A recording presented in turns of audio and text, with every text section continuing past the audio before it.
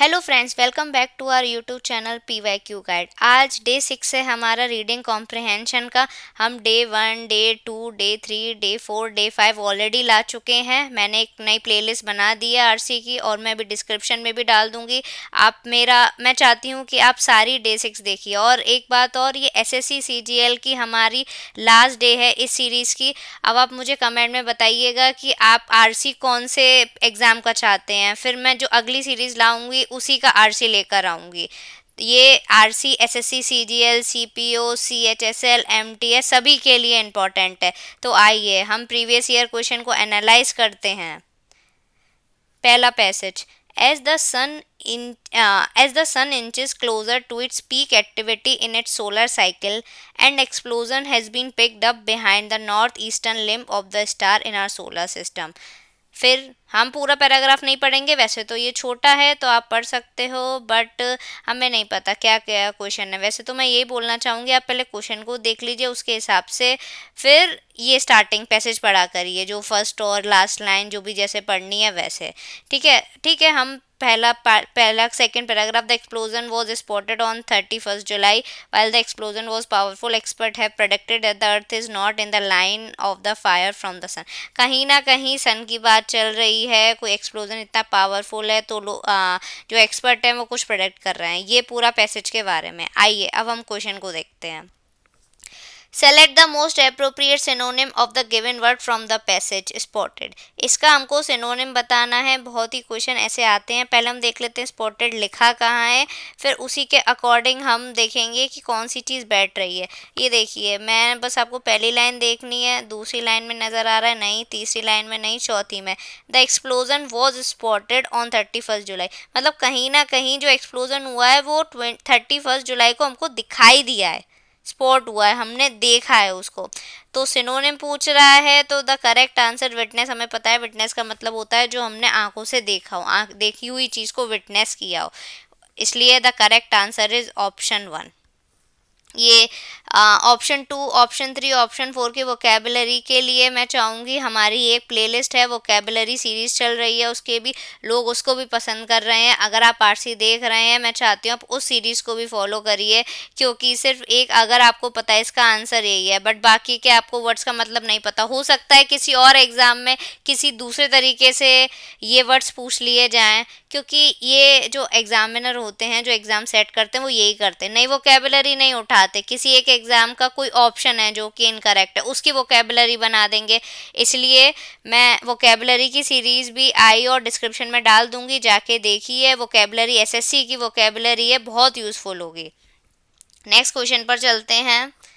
Select the most appropriate synonym of the given word from the passage. Partially. Partially वैसे तो बहुत easy word है। Partially मतलब होता है आधा आधा, तो जो भी आपको वर्ड दिख रहा है आधे से रिलेटेड, वही इसका सिनोनिम होगा। देखिए, 2 क्वेश्चन ऐसे हो गए, हमें पैसेज पढ़ने की भी ज़रूरत नहीं है, बस आपकी वोकेबलरी स्ट्रांग हो तो आप ये सारे क्वेश्चन पढ़ पाओगे। इसलिए मैं हमेशा सजेस्ट करती हूँ कि आप क्या करिए, पहले क्वेश्चन एक बार देख लीजिए, नज़र फैला लीजिए कैसा है, फिर आप जाइए पैसेज का पहली लाइन पढ़िए, फिर दूसरे स्टेंजा की पहली लाइन पढ़िए, तीसरे स्टेंजा की पहली लाइन पढ़िए, इससे आपको पूरा पैसेज समझ आ जाएगा। फिर क्वेश्चंस पे जाके उसको सॉल्व करिए। अगर आपको लग रहा है कि ये ऐसा क्वेश्चन है जो बीच में कहीं छिपा हुआ है, तब जाके उन वर्ड्स को सर्च मारिए कि कहाँ पर है वो, उसी के अकॉर्डिंग क्वेश्चन को अटेम्प्ट करिए। क्योंकि हमको पार्शली का मतलब पता है आधा, और ये पार्टली भी वही सिनोनिम हुआ, मतलब उसके पार्ट्स हो गए, इसलिए the correct answer is option 4। ये बाकी के ऑप्शन भी काफ़ी इजी हैं। सपोर्टिव, फ्रेंकली, कम्प्लीटली, मतलब इसमें कुछ ऐसा डिफिकल्ट नहीं है। सपोर्ट कर रहे हो आप, किसी का साथ दे रहे हो। फ्रेंकली, जब आप किसी से एकदम फ्रेंड की तरह बिहेव कर रहे हो। कम्प्लीटली मतलब पूरा संपन्न हो गया हो, संपूर्ण, इसलिए the correct answer is option 4, partly. अब हम नेक्स्ट क्वेश्चन पे चलते। Select the most appropriate synonym of the given word from the passage. डेवरी, ये आपने मतलब मैं जब जो भी मैं एग्ज़ाम देती हूँ या जो भी मैंने एग्ज़ाम दिए हैं, ये मुझे अक्सर किसी ना किसी पैसेज में, किसी ना किसी एग्ज़ाम में मिल जाता है। ये आप रट लीजिए, इसको आप अपनी लाइफ में भी यूज़ करिए। डेवरी का मतलब होता है डिस्ट्रॉय हो गया, ये बहुत ही इंपॉर्टेंट वर्ड है वोकेबलरी एग्जाम के लिए, जो पूछा ही जाता है। इसमें बिना पैसेज पढ़े मैं इसको हम कोशिश करेंगे सिनोनिम निकालने की। और इसी की मैं एक और ट्रिक बताऊंगी। जैसे रेस का मतलब होता है किरण पड़ना, ठीक है, नहीं है। लिक्विड नहीं है। स्पेक्स होता है टाइनी टाइनी धब्बे, स्पेक मतलब होता है टाइनी स्पॉट। और डेट्रिटस, मैं आपको एक बात बताऊं, अब मुझे क्या है, फोर्थ नंबर थोड़ा समझ नहीं आ रहा है, बट मुझे है ना फर्स्ट सेकंड थर्ड इन तीनों के मतलब पता है। तो या तो मैं डायरेक्टली ऐसा कर दूं, option 4 is the correct answer. लेकिन अगर आपको श्योर शॉर्ट होना है कि इसका आंसर फोर्थ ही है, एक ट्रिक और मैंने नोटिस करी है, जो भी मैं एग्जाम वगैरह देती हूँ, जनरली जो सिनोनिम आपने देखे होंगे वो फर्स्ट लेटर उनके मैच कर जाते हैं। तो देखिए डेब्रिस डेट्रिटस, कहीं ना कहीं इसका आंसर ऑप्शन 4 इस वजह से मुझे और लग रहा है। तो मैं करेक्ट आंसर इसका ऑप्शन 4 करूंगी। ये कहीं कहीं ट्रिक आपको काम आ सकती है, इसको भी ध्यान रखिए। बाई चांस आपको जैसे वोकेबलरी आपको नहीं समझ आ रही इसका आंसर क्या होगा, तो आप एक ये वाली जो अप्रोच है वो डेफिनेटली लगा के देखना, ज़रूर काम करेगी। तुक्के भी अगर लगाए जाते हैं तो ऐसे ही नहीं लगाए जाते हैं अक्कड़ बक्कड़ बम्बे वो करके, थोड़ा लॉजिकली तुक्के लगाइए। अब इसमें ये डेबरी और डेट्रिटस, कहीं ना कहीं इनका डे डे ये जो स्टार्टिंग का जो प्रोनाउंसिएशन है वो मैच कर रहा है, इसलिए the correct answer is option 4 for me. आइए चेक कर लेते हैं। Yes, the correct answer is option 4। अब नेक्स्ट क्वेश्चन पे चलते हैं। Select the most appropriate synonym of the given word from the passage. Peak, peak, peak मतलब होता है आप अपनी मतलब हाई पॉइंट पे, या वो अपनी मतलब कोई सेलिब्रिटी अगर फेमस हो जाए तो वो अपनी पीक पर है, मतलब उसे सक्सेस ही सक्सेस मिल रही है। आइए ऑप्शन देख लेते हैं। ग्लेंस माने होता है एक नज़र पड़ना, बॉटम माने होता है नीचे, जीनिथ और पॉइंट, पॉइंट माने होता है एक पॉइंट। तो मुझे फर्स्ट सेकंड फोर्थ का ऑप्शन पता है, so the correct answer is option 3 जीनिथ। जीनिथ माने होता है मतलब आप अपनी कोई भी फेमस हो जा रहे हो या सक्सेसफुल हो, एकदम एक्सट्रीम लेवल के सक्सेस पर हो आप, उसी का मतलब होता है जीनिथ। So the correct answer is option 3। अब नेक्स्ट आरसी पे चलते हैं। Notwithstanding logistical challenge posed by COVID-19 pandemic, India continues to expand its rise export footprint in the African this. आप पूरा नहीं पढ़ना मुझे, अफ्रीकन, एशियन, यूरोपियन, ठीक है, कंट्री के नाम है। ओके ओके ओके, आगे आगे बढ़ते गए। In 2020 to 21 India rice export basmati and non basmati rose by 27%। ठीक है, पहले में हमने कहा है कि पहले वो कह रहा है कि कोविड-19 से रिलेटेड राइस एक्सपोर्ट, मतलब जो हम राइस एक्सपोर्ट करते हैं वो बढ़े हैं। फिर बात करने लगा सेकंड पैराग्राफ में, सबकी एक एक लाइन पढ़ रही हूँ ताकि मुझे पूरा पैसेज का आइडिया लग जाए। तो 20 और 21 में क्या है, इंडिया राइस एक्सपोर्ट दोनों ही बासमती और नॉन बासमती बढ़े हैं। ठीक है, समझ आ गया हमें। अब थर्ड पे, in term of value realization India rice export rose हुआ है। अब इसमें नंबर की बात हो गई है, पहले परसेंटेज की बात थी, अब बढ़ गया है, इतने से इतना बढ़ गया है। ठीक है, अब नेक्स्ट पे चलते हैं। 2021 India ship non basmati rice to 9 countries. अच्छा ठीक है, हो सकता है 9 कंट्रीज में से कुछ पूछ ले, तो इंडिया ने नॉन बासमती राइस 9 कंट्री में शिप करे हैं। ठीक है, यहाँ भी नॉन बासमती की राइस की बात हो रही है। अब फिर इधर से इस पैराग्राफ से इस पैराग्राफ तक नॉन बासमती की राइस हुई है, बासमती राइस की बात हुई है। अब इधर से लास्ट के थर्ड लाइन में बासमती राइस की बात हो रही है, इधर से एक्सपोर्ट। ठीक है, टोटल 10 कंट्रीज हैं ऐसी ऐसी जिनका कुछ शेयर है 57%। ठीक है, मुझे आइडिया लग गया है कि बासमती नॉन बासमती राइस की बात हो रही है और कोविड-19 के टाइम चीज़ें बढ़ी हैं और इतना इतना इतने नंबर का एक्सपोर्ट हुआ है या ऐसे हुआ है। ठीक है, अब हम क्वेश्चन पे चलती हूँ। इसको 5 सेकंड में आपको ये जल्दी जल्दी पढ़ना है, क्योंकि मैं आपको समझा रही हूँ इसलिए मुझे थोड़ा और टाइम लग जाता है, बट इतना भी टाइम नहीं लग रहा है। बट ये चीज़ें आपको पॉइंट में रखनी है, जिस स्ट्रेटेजी के साथ मैं पैसेज पढ़ती हूँ आपको दिखाती हूँ। क्वेश्चन पे चलते हैं। Which of the following question can not be answered on the basis of the above passage. Option 1, how much rice basmati and non basmati was exported by India in 2020 to 21। अब जितना मैं देखिए यहाँ पे जो भी हो रही है 2020-2021 की बात चल रही है। ठीक है, तो क्या कह रहा है, हाउ मच राइस कितना एक्सपोर्ट हुआ है। ये हमने आई थिंक फर्स्ट पैराग्राफ में इधर ही सेकंड पैराग्राफ में पढ़ा था इधर, कि जो इंडिया राइस एक्सपोर्ट हुआ है वो इधर से इतने से इतना, इधर से इधर तक इतना बढ़ा है, तो इसकी बात तो चल रही है। Option 1 is the correct answer. How much basmati rice was exported by India in this ये जो हमने पढ़ा था यहाँ पे दोनों राइस की बात हुई थी, बासमती हो या नॉन बासमती हो। अब हमने देखा था कि यहाँ से इस पैराग्राफ में नॉन बासमती की बात हुई थी, फिर इनको डिफरेंशिएट कर दिया था, बासमती की यहाँ हुई है। अब आपको ये देखना है यहाँ जहाँ बासमती की बात हुई है कहाँ, वहाँ पे ये बता रहा है एग्जैक्टली सिर्फ बासमती कितना एक्सपोर्ट हुआ है। तो हम चल देते यहाँ पे चलते हैं, basmati rice export a close second at this. अच्छा यहाँ पे दिया है बट यहाँ पे basmati rice export a close second at USD this, इतना हुआ है। कितने से कितना हुआ है ये मुझे नहीं लग रहा कहीं मेंशन है। और यहाँ पर अगर हम देखें जो हमने छोड़ा था,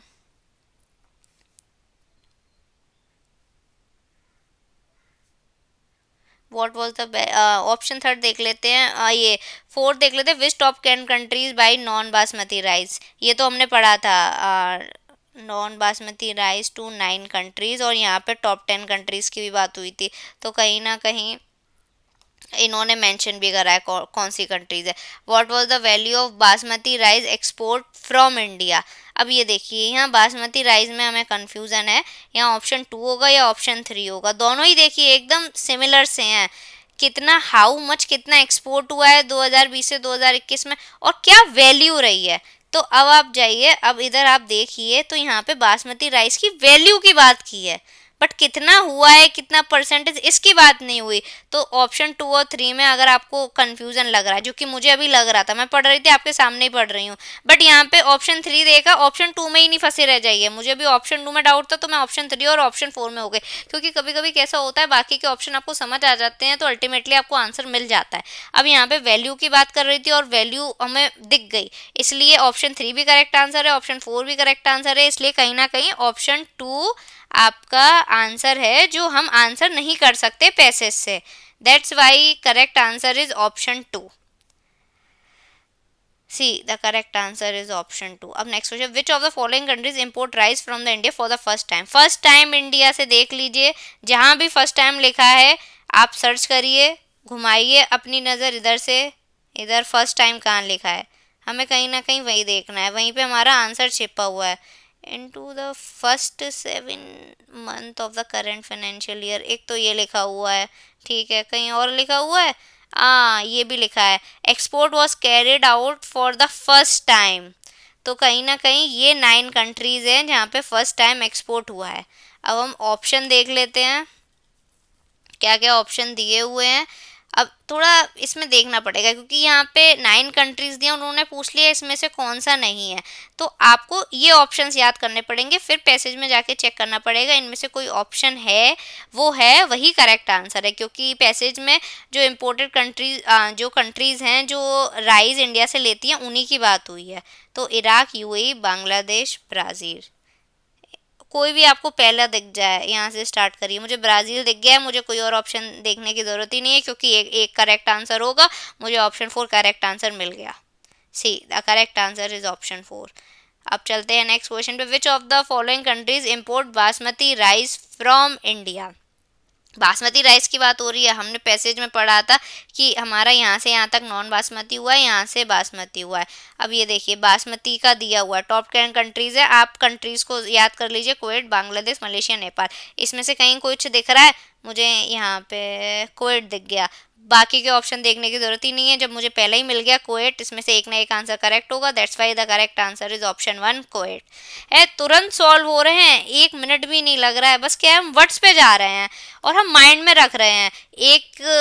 एक किसी सब्सक्राइबर जो हमारी आरसी देखते हैं उन्होंने कहा था कि हम अंडरलाइन कैसे करें, तो मैं आपको बता दूं, अभी मैं आपको समझाने के लिए ये सब अंडरलाइन करती हूँ, बट आपको ये जो वर्ड्स हैं ये आपको अपने माइंड में रखने हैं, क्योंकि जब आप पहली पहली लाइन पढ़ेंगे और छोटे छोटे पैसेज है तो आपके माइंड में खुद आपको समझ आ जाएगा कौन से पैराग्राफ में कौन सा वर्ड यूज़ हुआ है या किसकी बात हो रही है, तो आपको वो चीज़ याद रखनी है। अभी मुझे थोड़ा डिटेल में समझाना पड़ता है इसलिए मैं ये चीज़ें हाईलाइट करती हूँ। तो अभी हम नेक्स्ट क्वेश्चन पे चलते हैं।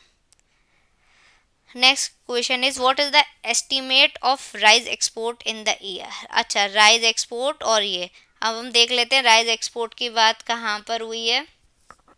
पहले पैराग्राफ में चलते हैं। ईयर भी याद रखना और राइस एक्सपोर्ट की जहाँ पे बात हुई हो वो याद रखना। और क्या कह रहा है, एस्टिमेट कितना, ओके ठीक है डन। एस्टिमेट राइस एक्सपोर्ट ठीक है, यहाँ पर बात हुई है, बट यहाँ पे नंबर बताए हैं एम्प्टी, ठीक है। और फिर अब हम जाते हैं यहाँ पे, और भी ईयर के कंपेयर किया है, ठीक है ओके। ये देखिए एंटिसिपेशन, यहाँ पे एस्टिमेट पूछ रहा है ना कितना है, और यहाँ पे देखिए estimate it is anticipated that the India rice export in this would likely to surpass the record feat of this in 2020 to 2021। कहीं ना कहीं ये आंसर है, सेम नहीं है, सरपास हो रहा है मतलब बढ़ रहा है, फॉल बिलो गलत हो गया, इस वजह से गलत हो गया। It will not pass beyond, ये भी गलत हो गया। It will exceed the this, option fourth is the correct answer. हमें साफ साफ मिल गया कि एक्सीड करेगा लिखा हुआ था। और इसका मैं दूसरी अप्रोच और बताऊंगी, ये देखिए दूसरी अप्रोच इसको सॉल्व करने की क्या है। यहाँ पे आप देखिए कॉमन वर्ड है 17.72 MT, तो बाई चांस आपको इधर से ना समझ आ रहा हो तो आप इन वर्ड्स को हाईलाइट करिए, क्योंकि ये सारे ऑप्शन में सही है। तो मैं क्या करूँगी, यहाँ पर जाऊँगी और 17.72 MT देखूँगी कहाँ लिखा है। एक यहाँ पे लिखा है 17.72 MT, ठीक है, दूसरा यहाँ पे लिखा है 17.72 MT, तो कहीं ना कहीं हमारा आंसर या तो यहाँ होगा या यहाँ होगा। अब हम यहाँ देखेंगे, यहाँ पे बस ह्यूज परसेंटेज से रोज हुआ है, ये लिखा है, और यहाँ पे क्या लिखा है, इतना एंटिसिपेट किया है सरपास करेगा। तो मैं सरपास का ऑप्शन हमारे पास है ही, वो वाला पहली जहाँ लिखा था वहाँ मेंशन नहीं है, इससे ऑप्शन 4। आई थिंक ऑप्शन 2 आपको ज़्यादा बेटर पड़ेगा। ये आप मतलब अगर आप ये अप्रोच फॉलो करेंगे तो आप जल्दी टाइम बचा पाएंगे, ज़्यादा से ज़्यादा टाइम बचा पाएंगे, ठीक है। मैंने आपको दोनों अप्रोच बता रही हूँ, जिसको जो सही लग रही है वो उसको फॉलो करें। अब हम नेक्स्ट आरसी पे चलते हैं। 10 of thousands of people who lost their home in a catastrophic earthquake huddled around campfire in the bitter cold, ठीक है। Emergency crew use pickaxe, ठीक है। 3 days, अब मुझे ये कंट्री हाईलाइट लगी तो कहीं ना कहीं टर्की और सीरिया की बात हो रही होगी। और फिर पढ़ते हैं authorities called off search and rescue operation. अच्छा, कहीं ना कहीं कुछ अर्थक्वेक की वजह से आया है जो सर्च और रेस्क्यू ऑपरेशन चल रहा है, ठीक है। The scale of loss and suffering, अच्छा लॉस एंड सफरिंग काफ़ी ज़्यादा हुई है, ठीक है। रेस्क्यू टीम अर्ज quite in the hope of hearing Steve plea for help, लोग हेल्प के लिए ठीक है कह रहे हैं रेस्क्यू टीम, ओके। देखिए मैं एक एक लाइन पढ़ रही हूँ, मुझे पूरा पैराग्राफ समझ आ रहा है। Turkey disaster management agency said that more than 110,000 rescue were now taking part in the effort, ठीक है, इतने इतने पार्ट ले रहे हैं, ओके। और the foreign country said 95 countries have offered help, अच्छा इतनी कंट्रियों ने हेल्प करी है, ठीक है। मुझे थोड़ा थोड़ा समझ आ गया, अर्थक्वेक आया है टर्की सीरिया में, लोग हेल्प के लिए कह रहे हैं, जो गवर्नमेंट एजेंसी है वो भी दूसरी कंट्री से हेल्प मांग रही है। अब हम क्वेश्चन पे चलते हैं। Why is the international rate much lesser in Syria than in Turkey, ठीक है। अब ये स्पेसिफिक क्वेश्चन है, हमारा जो हमने पैसेज पढ़ा था उसमें इसका एग्जैक्टली आंसर नहीं लिया। इसके लिए आपको क्या करना पड़ेगा, आपको यहाँ पे जाना पड़ेगा, यहाँ पे आपको देखना पड़ेगा कहाँ बात हुई है, कि जहाँ पे कम और ज़्यादा की बात हुई है, ठीक है। यहाँ पे सिर्फ इसकी बात हुई है टर्की सीरिया, ठीक है। जहाँ भी आपको लग रहा हो कि मतलब क्वेश्चन से मिलता जुलता लग रहा है कहीं भी कि यहाँ पे चीज़ें हो सकती हैं, आप वहीं पे स्टॉप करना, ठीक है। यहाँ पे क्या हुआ है, हु लॉस्ट देयर होम, ठीक है। यहाँ पे इसकी बात हुई है, सीरिया की तो बात हुई नहीं है। यहाँ सीरिया कहाँ दिख रहा है आपको, यहाँ भी नहीं दिख रहा मुझे। ऑप्शन नेक्स्ट नेक्स्ट पैसेज में, हाँ ठीक है, यहाँ पे लिखा हुआ है। अब ये पढ़ते हैं। Turkish authority said on Thursday that the death had been rose to this, अच्छा, with more than injured, which include government held and the rebel held areas. More than 3,100 have been reported. अच्छा, यहाँ पे कितनी death हुई है, बस इसकी बात हुई है। और ये क्या बात हुई है, Syrian paramedic group known as this mean saving life, ठीक है, यहाँ भी बात नहीं हुई है। और देखिए कहाँ लिखा है, अब आ जाते हैं, यहाँ पे लिखा है सीरिया, बस ये लास्ट ही है, तो कहीं ना कहीं जब पूरे पैराग्राफ में सीरिया पर नहीं मिला तो आंसर बिना मैं पढ़े बता रही हूँ, आंसर यहीं पर होगा।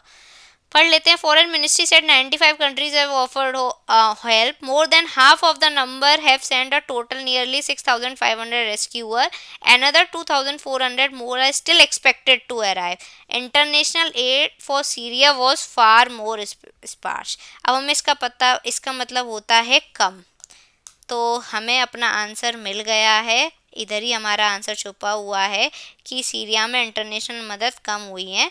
Efforts there have been hampered by the civil war की वजह से वहाँ पे हैम्पर्स हैं वो जो रुके हैं, बांधा है।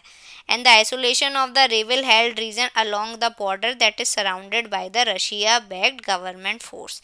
This is the answer. अब देख लेते हैं कहाँ पर है। Because Syria is the won country and there are areas under river because the destruction is not, ये तो नहीं है। Because the road have been damage there, ये भी नहीं है। Because the UN is allowed only one border crossing and Syria is not allowing that. Syria अपनी side से तो कुछ नहीं कर रही है। वैसे तो बिना पढ़े जितना मुझे समझ आ रहा है option 1 is the correct answer. But आपको क्या है, एक तो यही तरीका था कि बाकी चीज़ें लॉजिकल नहीं बैठ रही हैं, इलॉजिकल हैं। दूसरा यहाँ पे देखिए there are areas under rebel, और हमने यहाँ पे पढ़ा था it is has been hampered by the civil war and the isolation of the rebel held region along the border। इसकी वजह से रुका हुआ है। तो हमें दोनों तरीके से अपना आंसर मिल गया है। Option 1 is the correct answer. Next passage पे आते हैं। The passage highlight all the following except this: the suffering of people in the earthquake hit area of the Turkey and Syria, सही बात है ये भी। the foreign aid been offered to, हाँ ये भी सही है। Syria rebel held area and the civil war going on there, नहीं हुई थी वहाँ पे हेल्ड लिखा था, आपको याद हो तो। ऑप्शन 3 में मुझे डाउटफुल है, फोर्थ चेक कर लेते हैं। The rescue work being carried out, ये भी सही है।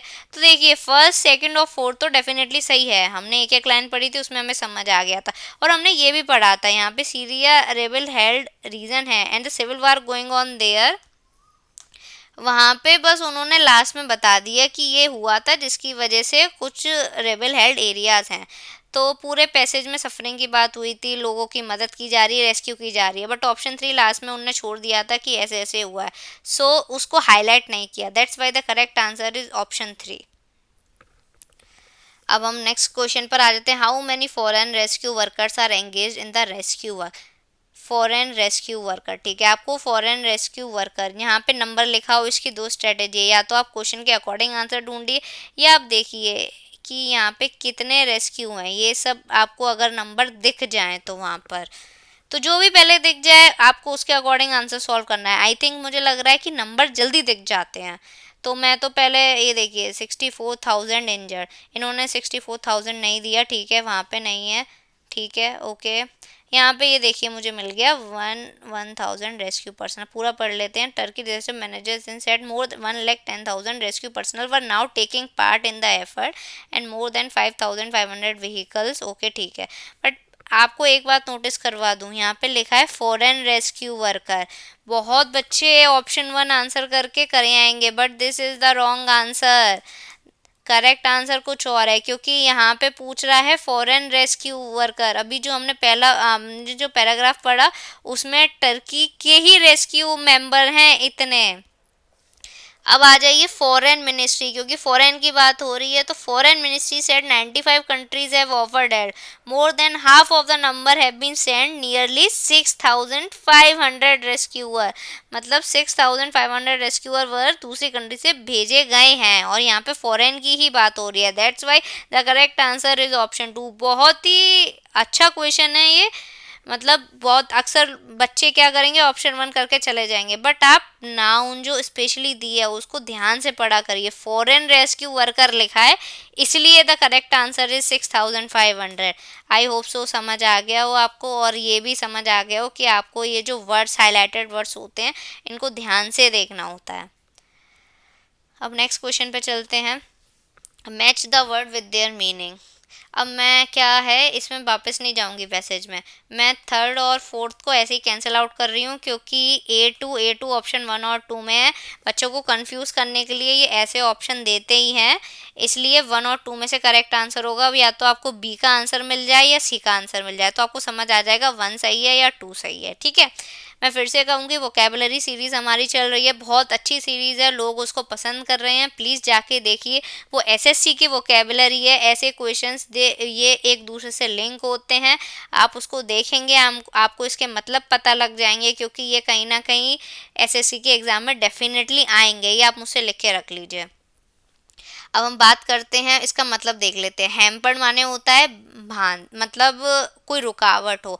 और स्क्रैम्बल्ड माने क्या होता है, the cat scrambled with their paw, with their hand, with their legs. तो क्या रहता है कि नुच्चा मारना या कुछ भी स्क्रैम्बलिंग करना।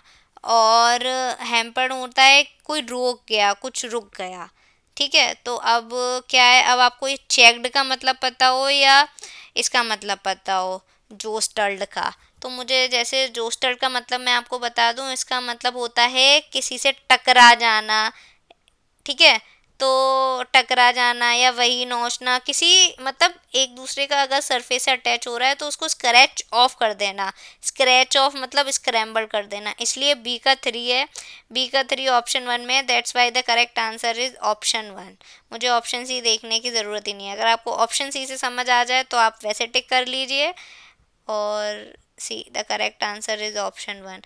अगर वीडियो पसंद आई हो तो लाइक करें, शेयर करें, सब्सक्राइब करें, कमेंट और कुछ भी लगे तो कमेंट करिए। और हाँ, मुझे प्लीज़ बताइए, ये सीरीज़ हमारी एसएससी सीजीएल की ख़त्म हो गई है, अब आपको कौन से आरसी चाह रहे हैं, मैं कौन से एग्ज़ाम का आरसी लाऊं, प्लीज़ कमेंट में ज़रूर बताइए। और एक बात और, हमने देखा है लोग देख रहे हैं आरसी बट सब्सक्राइब नहीं कर रहे हैं, या कुछ लोगों ने सब्सक्राइब कर दिया है लेकिन वो डेली आरसी नहीं देख रहे हैं। मैं आपको बताऊं, दोनों ही चीज़ इंपॉर्टेंट है, आपको इसकी डेली प्रैक्टिस करनी पड़ेगी। इसलिए हम डेली 3 पैसेज लाते हैं जिससे आपकी अच्छी प्रैक्टिस हो जाए। डेली वीडियो देखिए, हर पैसेज की अलग स्ट्रैटेजी होती है, आप देखेंगे ज़्यादा समझेंगे और इससे भी जल्दी एग्ज़ाम में आप पैसेज को सॉल्व कर पाएंगे। वीडियो पसंद आई हो तो प्लीज़ लाइक करें और कमेंट में आपके कमेंट का इंतज़ार करूँगी, ताकि मुझे पता लग जाए कौन सी सीरीज़ नई लानी है मुझे आरसी की। Thank you.